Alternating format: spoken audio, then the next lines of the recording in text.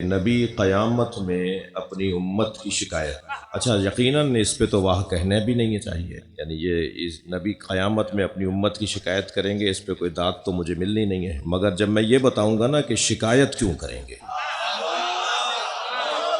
تو میرا محترم مجمع میرے ساتھ ہو جائے گا، مگر میں آیت کا پہلے ترجمہ شاہ صاحب بیان کروں۔ وقال الرسول، اچھا سورہ فرقان ہے، آیت نمبر 30 ہے، یہ قرآن ہے، کوئی تاریخ کا واقعہ اور تاریخ کی سطر نہیں ہے جسے ہم مانیں یا نہ مانیں برابر ہے۔ قرآن کو نہ ماننا تو دور کی بات ہے، قرآن پر شک کرنے والا مسلمان نہیں ہے، صحیح جی۔ تو لا ریب فیہ کتاب، جس پر شک کرنے والا ہی، بلکہ میں تو ممبر کی زبان میں کہوں کہ قرآن پر شک کرنے والے پہ شک کیا جائے گا، یہ تو قرآن ہے نا، یہ تو قرآن پر تو ہمیں یقین رکھنا ہے، یقین ہے ہمارا۔ وقال الرسول، اور کہیں گے رسول، یا رب انا قومی اتخذوا ھذا القرآن مہجورا، اے میرے رب میری اس قوم نے قرآن کو اکیلا چھوڑ دیا تھا۔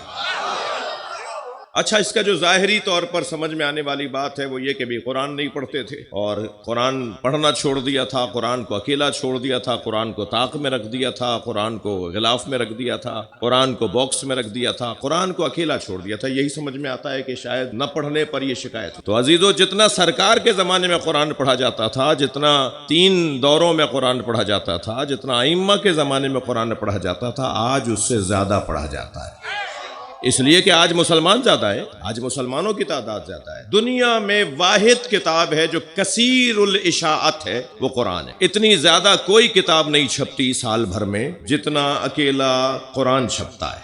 جتنے حافظ اب سے 100 سال پہلے تھے، آج ان سے 10 برابر زیادہ ہیں۔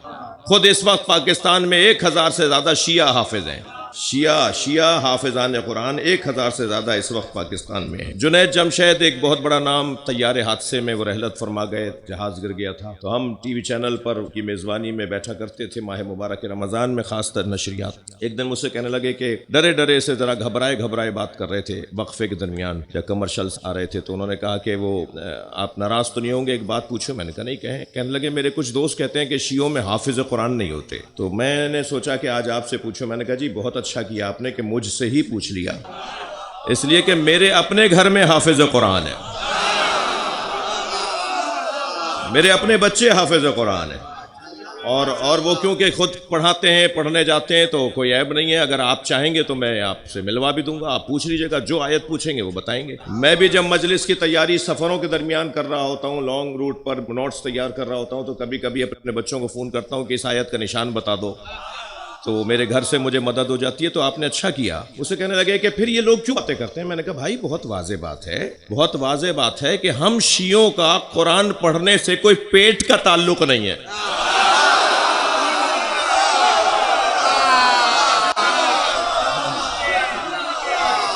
ہمارے میں نے کہا ہمارے یہاں تراویحیں نہیں پڑھائی جاتی۔ اگر ہمارے یہاں بھی تراویحیں پڑھائی جا رہی ہوتی تو قرآن کو یاد کیا جاتا تاکہ کوئی نذرانہ مل جائے۔ ہمارے یہاں تھوڑا بہت پیٹ کا تعلق قصیدوں سے ہے، وہ ہم اچھا پڑھتے ہیں۔ میں نے بہت احتیاط سے کہا ہے، تھوڑا بہت۔ صلوات پڑھیں ذرا محمد و آل محمد۔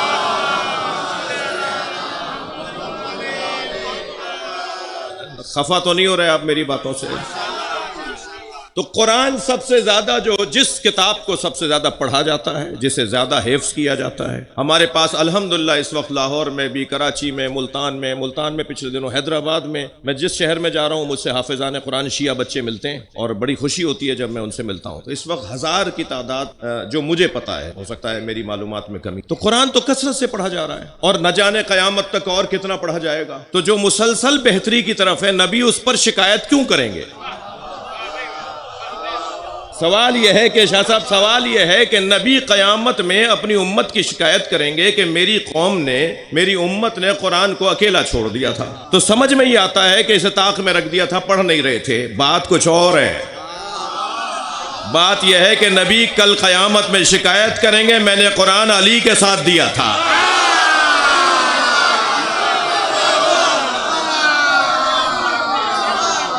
صلوات پڑھ لیں محمد و آل محمد پر۔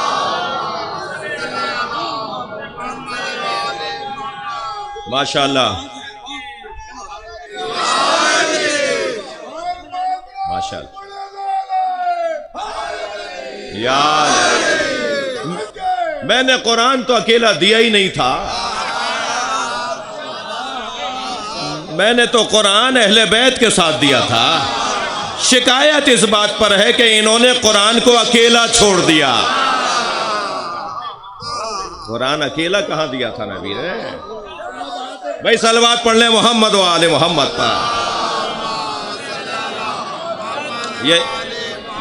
ये कुरान है भाई, सूरह फुरकान की आयत है ये। मैं बहुत सारे लोगों को जानता हूं, अच्छा हमसे आप अरबी मांगा करें, मौलाना आप खिताब कर रहे हैं अरबी में, हदीस या आयत जब पढ़ें तो अरबी में पढ़ें। हर मोबाइल के अंदर, गूगल के अंदर अभी आप मेरे पढ़े हुए अरबी ज़बान का आयत का कोई एक लफ्ज़ भी डालेंगे, फ़ौरन आपके पास हवाला आ जाएगा। तो ये तो बात रही नहीं है आपके हवाला बताइए। मेरे पास तो एक हवाला था, आप मुझे 4 और बता देंगे। तो आज तो बहुत आसान हो गया है ना। तो कुरान नबी मुकर्रम ने अकेला नहीं दिया। मैं आपकी समातें बेदार हैं और आप सुनना चाहते हैं तो मैं एक मंजिल और आगे आ जाता हूँ। क़यामत में नबी मुकर्रम शिकायत करेंगे कि मेरी उम्मत ने कुरान को अकेला छोड़ दिया, जिसका नतीजा ये निकला कि ये कुरान समझ नहीं पाए।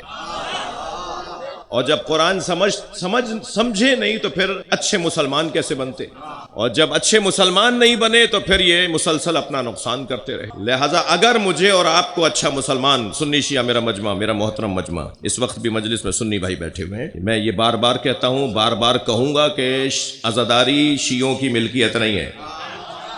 शिया इमाम हुसैन की अज़ादारी के मालिक नहीं है, नौकर हैं। भाई जुमला अगर बुरा ना लगे तो जुमला कह रहा हूं, इमाम हुसैन की अज़ादारी के शिया मालिक नहीं है, नौकर हैं। और नौकरों को अपनी औकात में रहना चाहिए, मालिक के मेहमानों का ख्याल करना चाहिए। ये जितने भी अहबाब आ रहे हैं, आएंगे, मुसलसल मजलिस जारी रहेगी, ये सब मालिक इमाम हुसैन के मेहमान हैं। और कोई हमारे शाह साहब ने, शब्बीर शाह साहब ने, गुल शाह साहब ने, बड़े शाह साहब ने, किसी ने भी दरवाजे पे किसी को खड़ा नहीं किया हुआ कि शनाख्ती कार्ड चेक करे कि आने वाला है कौन। जिसके दिल में भी हुब्बे हुसैन है वो यहाँ आएगा। लिहाजा शायर कहता है ये किसने कह दिया कि हमारी है करबला। मैं शियों से बात करते हुए सुन्नियों से बात कर रहा हूँ। ये किसने कह दिया कि हमारी है करबला? हक बात तुम कहो तो तुम्हारी है करबला।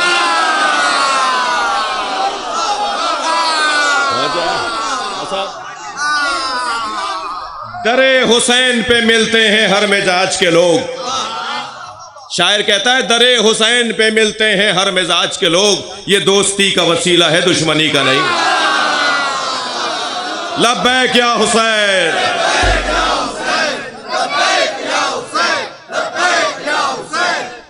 बुलंद सलवात मोहम्मद व आले मोहम्मद।